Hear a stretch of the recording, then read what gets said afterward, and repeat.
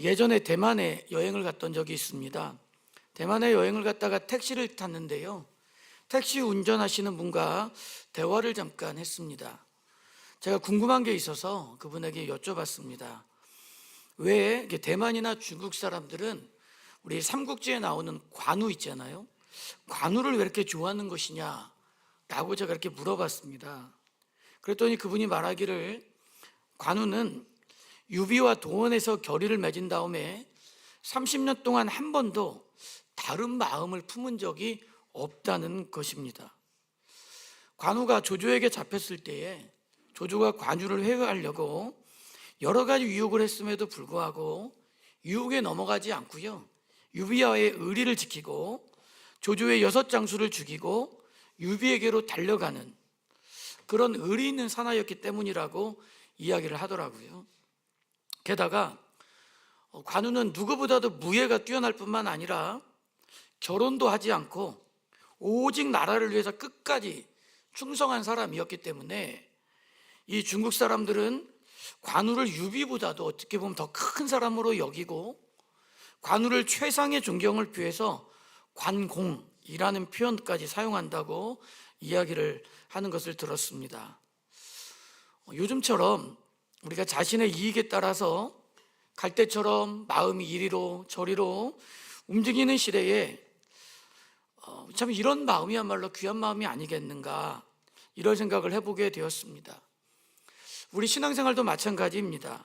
우리 하나님께서는 우리들이 어떤 상황이나 환경 가운데서도 한결같은 마음으로 주어진 길을 끝까지 가는 사람, 끝까지 약속을 지키고 끝까지 그 믿음 가운데 서 있는 사람을 우리 하나님께서도 귀하게 여겨주십니다.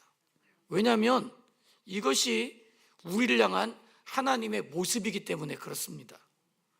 오늘 말씀해 보면 예수님은 예루살렘으로 지금 들어가시려고 하고 계십니다. 그 이유는 누가복음 18장 31절에서 이야기하는 대로 선지자들이 통해 기록되었던 그 모든 말씀을 이루어지게 하기 위해서였습니다. 이것은 구체적으로 예수님께서 이방인들에게 넘겨져서 희롱을 당하고 능욕을 당하고 침뱉음을 당하시는 그런 일들이었어요. 채찍질과 죽음, 그리고 부활 사건을 말하는 것이었습니다. 예수님께서는 예루살렘을 향한 이 거룩한 여정을 시작하면서 누가복음 9장 51절에 이렇게 말씀하셨어요. 예수께서 승천하실 기약이 차감해 예루살렘을 향하여 올라가기로 굳게 결심하시고 라고 말합니다. 여러분, 굳게 결심하셨다는 게 무엇이겠습니까? 예루살렘으로 들어가면 수치를 당하고 고난이 예비되어 있고 죽임을 당하실 거라는 것을 예수님은 다 알고 계셨습니다. 근데 그럼에도 불구하고요, 예수님은 그 길을 가기로 굳게 결심하고 예루살렘을 향해 가셨다는 것입니다. 예루살렘에는 참으로 수치스러운 일들과 고난과 죽음이 기다리고 있었습니다. 그런데 예수님은 이것을 아시지만 억지로 들어가거나 마지못해서 들어가신 것이 아니라 주도적이고 아주 적극적으로 이 고난과 죽음이 기다리고 있는 예루살렘으로 가시고자 하셨던 것입니다. 오늘 본문 28절 말씀에도 보면 예수님께서 앞서서 가셨다라고 이렇게 표현합니다. 28절 한번 같이 읽어볼까요? 시작. 예수께서 이 말씀을 하시고 예루살렘을 향하여 앞서서 가시더라. 아멘. 18장 31절 말씀에도 보면요, 예수께서 12제자를 데리시고 이르시되, 보라, 우리가 예루살렘으로 올라가노니 선지자들을 통하여 기록된 모든 것이 인자에게 응하리라 라고 이렇게 하셨습니다. 그러니까 오늘 본문에서도 제자들을 앞서서 주도적으로 예수님이 지금 예루살렘을 향해서 가고 계신 거예요. 그러니까 예수님은 분위기에 휩쓸려 가지고요, 어쩔 수 없어서 가신 것이 아닙니다. 마지못해서 지금 가는 게 아니라 예수님께서는 적극적으로 그 사명을 감당하기 위해서 예루살렘을 향해서 가고 계신 것이에요. 사랑하는 여러분, 우리도 예수님을 믿고 신앙생활을 하는데, 우리도 주님께서 우리에게 맡겨주신 사명을 감당할 때 이런 적극성이 좀 있었으면 좋겠습니다. 우리가 주님을 믿는데 어쩔 수 없어서 마지못해서 우리에게 맡겨진 일을 하는 것이 아니라 주님이 주신 일을 앞장서서 적극적으로 사명을 감당하는 그런 우리들이 되어야 될 줄로 믿습니다. 찰스 스탠리라고 하는 목사님께서 말하기를, 하나님께 순종하는 것은 당신이 이 땅에서 경험할 수 있는 가장 위대한 모험이다 라는 이야기를 했습니다. 순종은 어쩔 수 없어서 하는 복종이 아니라 하나님과 함께하는 모험이요 기쁨이라는 거예요. 여러분, 그러므로 우리도 이처럼 신앙생활을 할 때 적극적이고 기쁨으로 순종해야 한다는 것입니다. 마지못해서 억지로 감당하는 것이 아니고요, 주님이 우리를 사용하시는 것에 감사하는 마음을 좀 가졌으면 좋겠어요. 그래서 주님이 나같이 연약한 사람, 나같이 부족한 게 많은 사람, 이런 사람임에도 불구하고 주님이 나를 불러주시고 구원해 주시고 자녀 삼아 주시고 또 하나님의 일을 우리 가운데 맡겨주셨다고 생각하면 여러분, 이게 얼마나 감사합니까? 우리 하나님은요, 능력의 하나님이세요. 우리 하나님은 우리가 없어도 하나님의 일을 능히 감당하시는 분이십니다. 근데 그 하나님이 우리를 불러서 주님의 그 영광에 같이 참여하도록, 같이 그 일을 하도록 우리를 사용해 주시니 여러분, 너무 감사하지 않습니까? 우리가 그러므로 우리가 주님께 부르심을 받고 또 우리가 주님께 사명을 받았다라고 하는 것을 우리가 기쁨과 즐거움으로 여기면서요, 우리가 적극적으로 주의 일을 힘껏 감당하는 여러분들 되시기를 주님의 이름으로 축복합니다. 근데 오늘 29절부터 31절 말씀에 보면 예수님께서요, 나귀 새끼를 타고 예루살렘에 입성하셨습니다. 같이 읽어볼게요. 29절부터 31절입니다. 감람원이라 불리는 산 쪽에 있는 벳바게와 베다니에 가까이 가셨을 때에 제자 중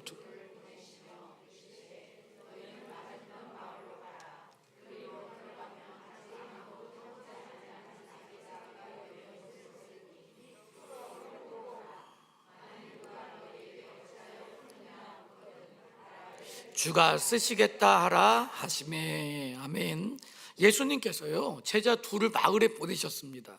마을에 가면 나귀 새끼가 메어 있을 텐데 그것을 끌고 와라, 이렇게 말씀하셨습니다. 혹 누가 이것을 왜 풀어가느냐라고 말하면 주가 쓰시겠다고 하셨습니다 라고 말하면 보내줄 거라고 하셨어요. 여러분, 예수님께서 나귀 새끼가 거기 메어 있는 것 어떻게 아셨을까요? 하나님이시니까 그냥 뭐든지 딱 아시고 뭐든지 내 마음대로 가져가시고 그런 것일까요? 그것보다는 예수님께서요, 우리의 구원을 위해서 아주 초자연적이고 아주 적극적으로 이 일을 이루고 계신다는 것을 우리는 말씀을 통해서 알 수 있습니다. 예수님은 자신의 그 길을 가는 데 있어서요, 우리의 구원을 하시는 길을 감에 있어서 적극적으로 주도하시고 적극적으로 계획하시면서 이 일을 통해서 하나님께 분명한 영광이 나타나도록 그 일을 주도적으로 이끌어가고 계신다라고 하는 것입니다. 하나님의 일에는 언제나 이와 같은 준비가 필요하고 계획이 필요합니다. 소위 우리가 불 받으면 내가 이 일을 하겠다, 은혜 받으면 하지, 때가 되면 하지 라고 해서요, 우리가 일을 할 수 없습니다. 어느 집사님에게, 집사님 교회를 다니신 지 이제 우리 교회 출석하시고 신앙생활 하신 지 오래되셨는데 뭔가 좀 교회에서도 일을 맡아서 좀 하셔야 되지 않겠습니까? 이런 얘기를 했더니 그분이, 목사님 내가 생각한 게 있습니다. 생각한 게 있는데 때 되면 하겠습니다, 이렇게 이야기를 하더라고요. 제가 들어보니까 이분이 생각한 게 있다고 말한 지가 한참 오래되셨다고 하더라고요. 네. 여러분, 그렇습니다. 우리는 생각만 하고 나중에 때가 되면, 기회가 되면 내가 주의 일을 해야지, 이런 신앙생활을 하는 것보다는 우리가 주를 위해서 할 일을 미리 계획하고 준비하고 적극적으로 나가는 것이 필요한 것입니다. 그럴 때에 하나님께서요, 우리를 도우시고 더 분명하게 효과를 나타내도록 인도해 주실 것입니다. 우리 예수님은요, 우리의 구원을 위해서 이렇게 적극적이고 그리고 또 초자연적인 방법으로 하나님의 일을 이루셨습니다. 예수님께서 나귀를 타고 여러분 예루살렘에 입성하시는 장면을 한번 생각해 보세요. 그런데 지금 예수님이 타고 계신 것은 백마가 아니었습니다. 늠름하고 아주 당당하게 군마를 타셔도 되는데 예수님은요, 나귀를 타셨어요. 그것도 아주 보잘것없는 작은 덩치를 가진 나귀 새끼를 타셨다고 말씀하고 있습니다. 왠지 성인 남자가 나귀를 타기에는 조금 어울리지 좀 않잖아요. 그렇죠? 게다가 나귀 새끼를 우리 예수님께서 타고요, 예루살렘에 들어가셨습니다. 왜 이렇게 하셨을까요? 스가랴 9장 9절 말씀을 이루게 하기 위해서입니다. 스가랴 9장 9절에 보면 시온에 따라 크게 기뻐할지어다, 예루살렘에 따라 즐거이 부를지어다. 보라, 내 왕이 내게 임하시나니 그는 공의로우시며 구원을 베푸시며 겸손하여서 나귀를 타시나니 나귀의 작은 것 곧 나귀 새끼니라 라고 말씀하고 있습니다.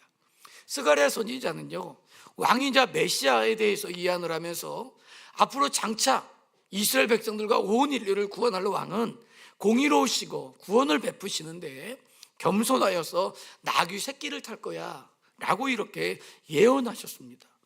그렇게 해서 예수님은 이 예언을 이루기 위해서 나귀 새끼를 타고 입성을 하고 계신 것입니다. 내가 왕이고 내가 구약이 예언되고 선지자들이 말한 바로 그 메시아다라고 하는 증거를 이스라엘 백성들 앞에서 보여주고 계신 것입니다. 참 여러분, 이런 것을 볼 때 우리 예수님은 참으로 겸손하신 분이라는 것을 알 수가 있습니다. 이엔 바운주라고 하는 분은 말하기를 기도는 하나님께 가장 겸손하게 나가는 길이다 라고 했습니다.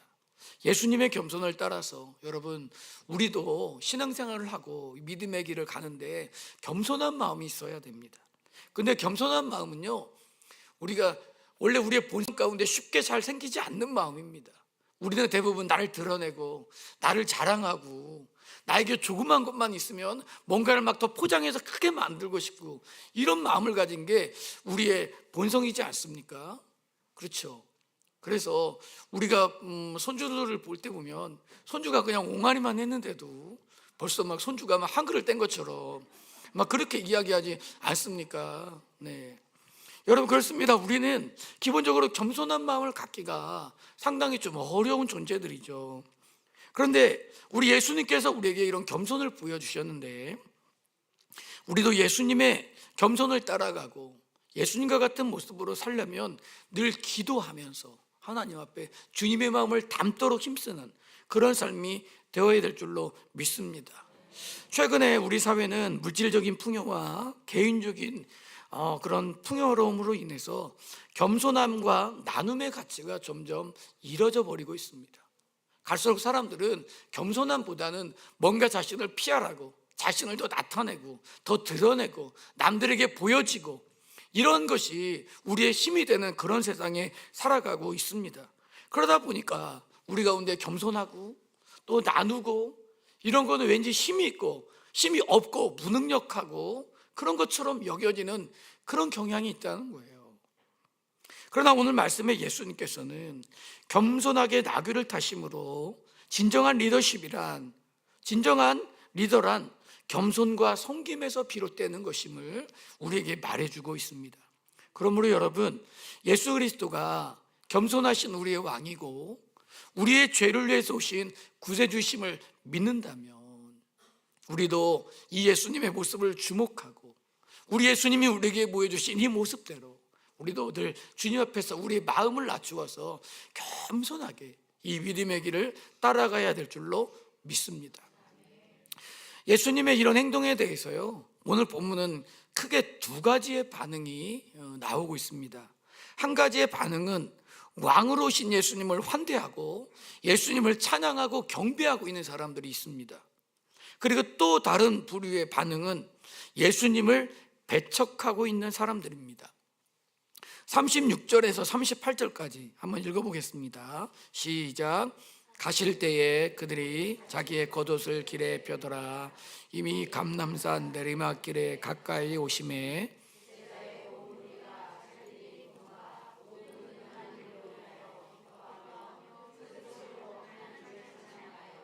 주의 이름으로 오시는 이 왕이요 하늘에는 평화요 가장 높은 곳에는 영광이로다 하니. 아멘.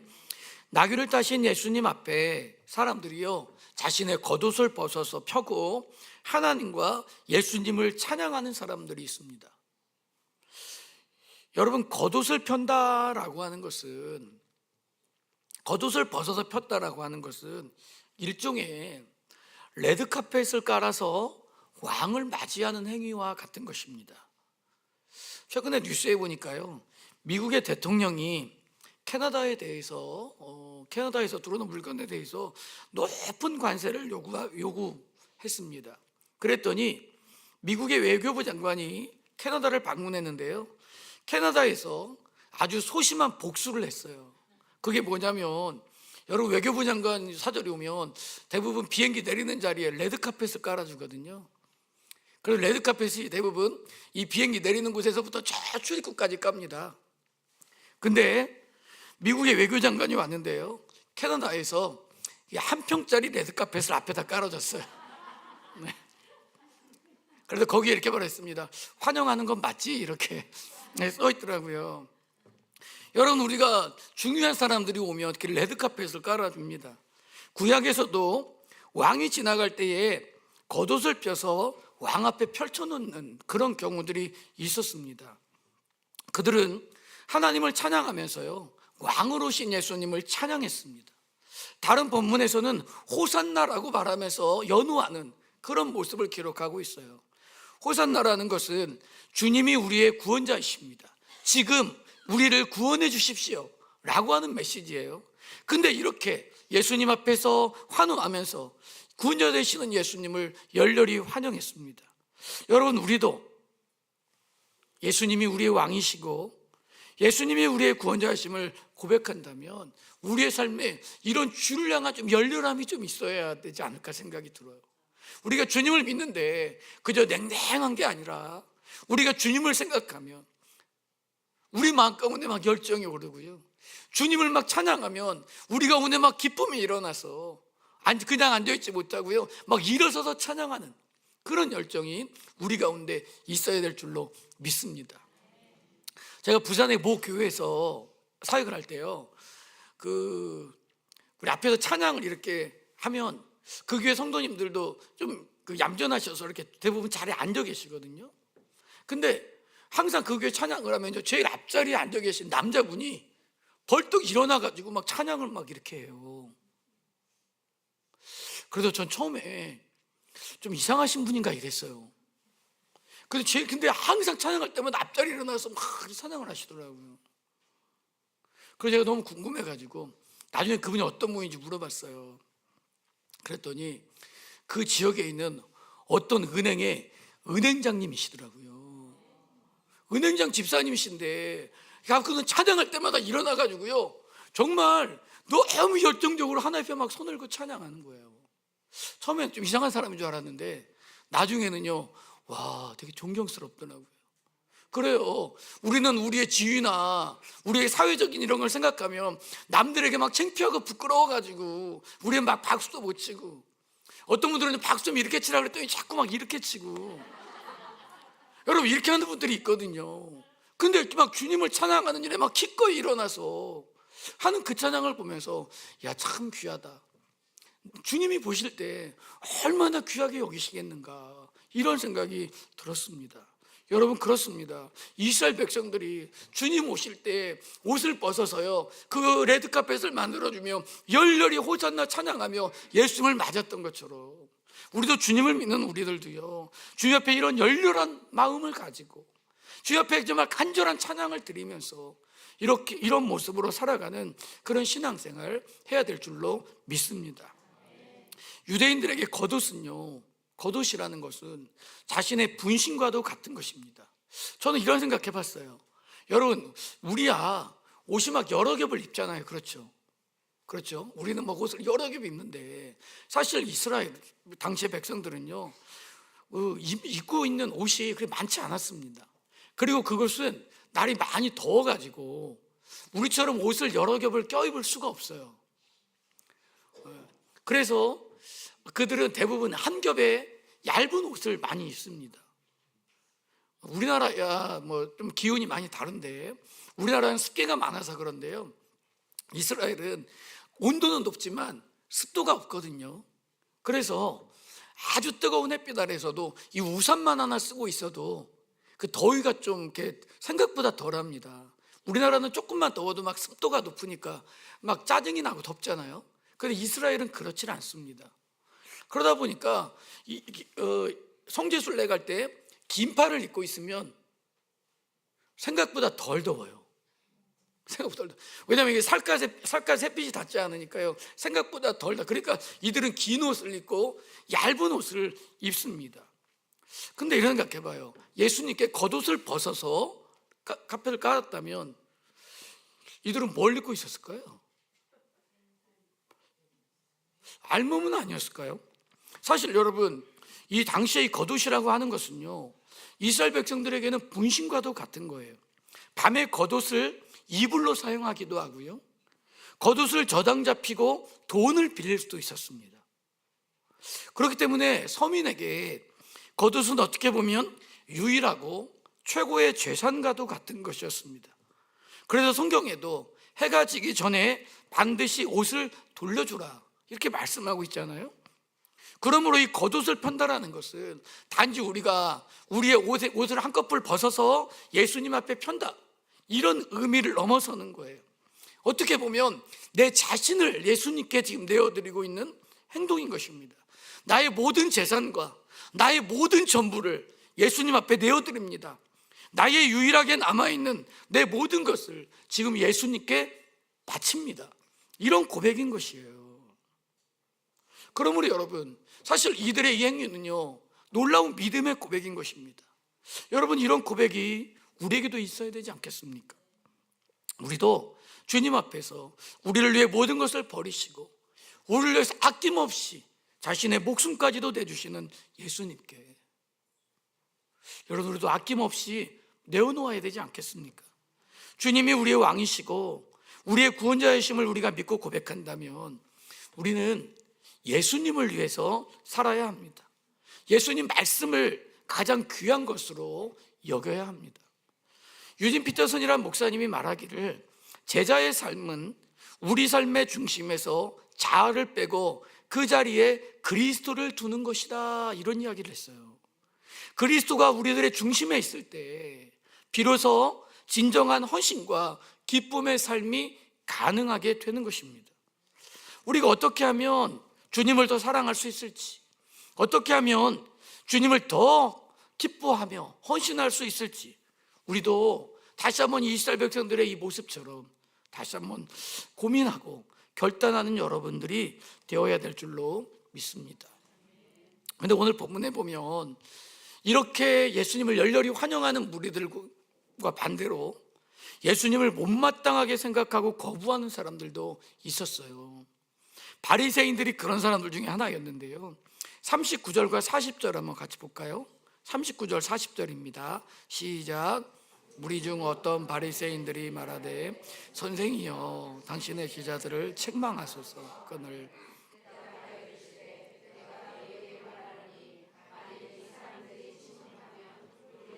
우리 지려리라 하시니라. 아멘. 예수님을 찬양하고 예수님을 높이는 자들이 너무 시끄럽다고, 아니 왜 저렇게 시끄럽게 하냐고 말하는 사람들이 있었어요. 소리 지르고 환호하는 사람들이 말도 안 되는 일을 하고 있다고 책망하고 있는 것입니다. 그러면서 이들이요, 예수님께 선생이여 라고 불러요. 앞에서 제자들과 백성들은 왕이여 라고 이렇게 부르는데요, 제자들은, 이 바리새인들은 그런데 선생이여 라고 부릅니다. 이 말 안에는 너가 무슨 왕이냐, 그냥 좀 남들보다 특별한 선생일 뿐이다, 이런 의미가 있는 거예요. 대제사장들과 서기관들 그리고 백성의 지도자들은 이렇게 예수님을 배척했습니다. 47절 말씀해 보니까 예수께서 날마다 성전에서 가르치시니 대제사장들과 서기관들과 백성의 지도자들이 그를 죽이려고 꾀하되라고 말합니다. 성전을 깨끗하게 하시고 날마다 예수님이 성전에서 가르치시니까요, 예수님을 미워해서 죽이려고 했다는 거예요. 그들은 예수님이 자신들의 밥그릇을 뺏어간다고 생각했습니다. 백성들이 예수님의 말씀을 귀담아 들으니까 그게 밉고 싫었습니다. 자신들의 기득권을 내세우면서 예수님을 죽이려고 했습니다. 예수님이 하나님의 아들이시고 메시아고 구원자이심을 지금 오늘 말씀해 보면 구약에 예언되었던 이런 모든 일들을 예수님이 실제로 이루셨음에도 불구하고 그들은 예수님을 거절했어요. 왜냐? 예수님이 우리보다 인기가 좋아지니까. 사람들이 예수님을 따라가니까 싫어한 것입니다. 예수님을 믿고 신앙생활을 하는 것을 부담스럽게 생각했습니다. 여러분, 우리는 이런 바리새인들과 대제사장들과 서기관들 같은 사람이 되어서는 안 되겠습니다. 예수님을 믿는데 그 예수님에게 주목해야 되는데 그 예수님이 하신 일들과 예수님을 통해서 이루신 하나님의 일들을 봐야 되는데, 우리가 예수님을 믿으면서 내가 좀 존중을 받고 내가 좀 높임을 받지 않는다고 해서 예수님을 배척하는 사람이 돼서는 안 된다는 거예요. 제가 예전에 있었던 교회에서 그런 일이 또 있었어요. 제가 어떤 연세가 드신 분인데요, 연세가 많이 드신 분인데 교회에 새가족으로 오게 됐어요. 교회에 새가족으로 와서 연세 많이 드신 분이 와서 보니까 그분이 나름 그 마을에서도 좀 알아주는 어른이었거든요. 근데 와보니까 자기보다 못해 보이는 사람이 막 장로라고 하고 집사라고 하고 권사라고 하고 뭔가 와보니까 다 이름이 있는 거예요. 근데 이분이 교회를 몇 주 오시더니 교회를 안 나오시더라고. 그래서 제가 신방을 갔어요. 그랬더니 이분이 말하기를, 아니 말이야, 교회를 갔더니 말이야, 누구는 집사라고 불러주고 장로라고 불러주고 권사라고 불러주는데 나는 그냥 성도라고 부르고 기분 나빠서 안 간다고 막 그러시더라고요. 제가 그래서 그분에게 그랬어요. 아유, 그게 섭섭하시냐고. 그러면 다음 주부터 오시면 제가 교회에서 목사님이라고 불러드리겠다고. 제가 그랬어요. 목사님이라고 불러주실 테니까 오시라고. 그런 거 중요하지 않다고. 근데 앞으로 목사님이라고 불러드릴게요. 오세요. 막 그랬거든요. 근데 자존심 상하다고요, 끝까지 안 오셨어요. 여러분, 그렇습니다. 우리가 예수님을 믿고 신앙생활을 하는데 자꾸 우리가 예수님께 주목해야 되는데 남들이 나를 어떻게 봐주느냐, 남들이 나를 높여주느냐, 남들이 얼마나 나를 존경해 주느냐, 자꾸 이런 것에 우리 가운데 나에게 집중이 되어서 우리가 신앙생활하는 것은 우리가 점점 주님으로부터 멀어지게 만드는 방법이라는 것이에요. 마치 예수님을 믿지 않는 사람들처럼 우리는 그렇게 살아서는 안 되는 것입니다. 우리 신앙생활은요, 예수님께 주목하는 거예요. 예수님이 해주신 일에 집중하는 것입니다. 내가 중요한 것이 아니에요. 우리는 구원해 주신 은혜에 감사할 뿐이지 우리의 눈과 우리의 마음과 우리의 생각은 주님께로 향해 있어야 될 줄로 믿습니다. 예수님을 주목하며 살아가는 그런 믿음의 사람들이 되어야 될 줄로 믿습니다. 44절 말씀 보십시오. 또 너와 및 그 가운데 있는 내 자식들을 땅에 메어치며 돌 위에 돌 하나도 남기지 아니하리니 이는 내가 보살핌을 받는 날을 알지 못함을 인함이니라 라고 말하고 있습니다. 이렇게 예수님께 집중하지 못했던 다들과 예수님께 집중하지 못했던 사람들은 결국 어떻게 되느냐, 결국 그들은 모든 하나님의 보살핌을 받지 못할 거다라고 말하고 있는 것이에요. 예루살렘이라는 말에서 이 살렘이라는 말은 평화라는 뜻입니다. 샬롬이라는 말이에요. 우리 솔로몬의 이름이 샬롬이잖아요. 솔로몬도 샬롬의 사람입니다. 예루살렘은 그러니까 평화의 도성입니다. 그런데 정작 이 예루살렘에 샬롬이 없을 거라고 말해요. 예루살렘이 평화를 뺏겨버릴 거라고 말해요. 왜냐하면 예수님이 진정한 왕으로 오셨고 예수님이 구원을 선물하고 평화를 주기 위해서 오셨는데 그 예수님의 샬롬을 거절하고 예수님께 집중하지 못하고 예수님을 주목하지 않았기 때문에 그들은 결국 평화를 얻지 못하고 예수님을 죽임으로 그 모든 것을 잃어버리게 될 거라고 오늘 말씀은 이야기하고 있습니다. 폴 마샬이라는 분이 이런 얘기를 했습니다. 그리스도의 평화는 세상이 주는 평화와 다르다. 그 평화는 마음의 중심을 바꾸는 힘이다 라고 이렇게 얘기했습니다. 여러분, 진정한 평화는 환경을 바꾸는 것이 아니라 우리의 마음의 중심이 바뀔 때 일어나는 거예요. 진정한 평화는 우리의 중심이 예수님께로 향할 때 이루어지는 것입니다. 자꾸 나에게 집중하고 나를 바라보는 것 때 우리에게 평화는 없는 것입니다. 우리의 마음이 주를 바라보고 주를 향하고 주를 생각하고 주의 영광에 집중할 때, 그때 우리 가운데 진정한 샬롬이 오게 되는 것입니다. 최근 우리 사회는 사회적으로 분열과 갈등이 많이 일어나고 있습니다. 정치적인 갈등과 세대 간의 갈등과 사회적인 소외 문제로 인해서 우리 사회의 평화와 샬롬이 깨져버리고 마른 것 같아요. 그런데 우리 가운데 진정한 평화는 우리가 예수 그리스도를 통해서 가능한 것입니다. 예수님을 왕으로 보시고 예수님이 우리의 삶과 이 민족과 이 나라를 다스리시는 것을 우리가 고백하고 예수님께 집중할 때, 그때 진정한 평화가 이루어질 수 있는 것입니다. 하지만 우리가 예수님을 자꾸 거부하고 예수님을 배척하고 우리의 삶에서 밀어내고 시작하면 우리의 삶도 무너질 수밖에 없는 것입니다. 이스라엘 백성들은 평화의 예수님을 알지 못했어요. 그래서 결국 그 도성은요 망하고 사라지게 된 것입니다. 44절에 보니까 또 너와 및 그 가운데 있는 내 자식들을 땅에 메어치며 돌 하나도 돌 위에 남기지 아니하리니 이는 내가 보살핌 받는 나를 알지 못함을 인함이니라 라고 말씀하고 있습니다. 사랑하는 성도 여러분, 우리 주님이, 예수님이 우리의 삶을 보살피고 우리의 삶을 이끌어 주시는 줄로 믿습니다. 평화의 왕이신 예수님은 우리의 삶을 다스리기를 원하세요. 그래서 우리가 살아가는 순간순간마다 우리가 주님께 집중하고 주님을 주목하면서 믿음으로 살기를 원하고 계신 것입니다. 그럴 때에 우리의 삶 가운데서 예수님을 높이고 우리가 예수님만 기억하는 삶을 살 때에 우리 가운데 진정한 평화와 복된 인생이 될 수 있는 것입니다.